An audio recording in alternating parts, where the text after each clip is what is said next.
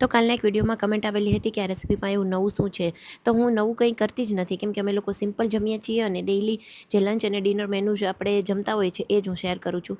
બધા લોકોની બહુ જ રિક્વેસ્ટ આવતી હતી કે ડિટેલમાં રેસીપી શેર કરો, એટલે હું હવે રેસીપી શેર કરું છું. સો આ ચેનલ પર તમને એકદમ સિમ્પલ દેશી ઘરનું જમવાનું જ વધારે રેસીપી જોવા મળશે. સો આજે રાજમા અને ચાવલ બનાવવાના હતા અને સાથે થોડી રોટલી બનાવવાની હતી. તો અહીંયા રાજમા મેં બનાવી નાખ્યા છે, કેમ કે જો 2-3 દિવસ પહેલાં મેં ફ્રોઝન કરેલા હતા ને બધા કઠોળ, એનો આજે મને ફાયદો થયો. આજે મારે માર્કેટમાં જવાનું હતું, બટ મને ટાઈમ ન મળ્યો મોર્નિંગમાં, એટલે કોઈ શાકભાજી પડ્યું નહોતું, એટલે ફટાફટ ફ્રીઝરમાંથી રાજમા કાઢ્યા, બોલ કર્યા અને એની સબ્જી બનાવી નાખી. ચાલો, જો સબ્જી કઈ બનાવી છે એ તો તમે જોઈ જ લીધી છે.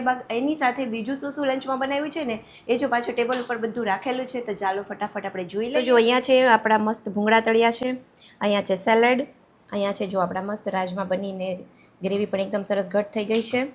અહીંયા લીધા છે જો જીરા રાઈસ છે, રોટલી. તો ચાલો, આ તો આપણું આજનું સિમ્પલ એવું લંચ. કમેન્ટ કરીને જણાવજો તમારા ઘરે શું બન્યું છે.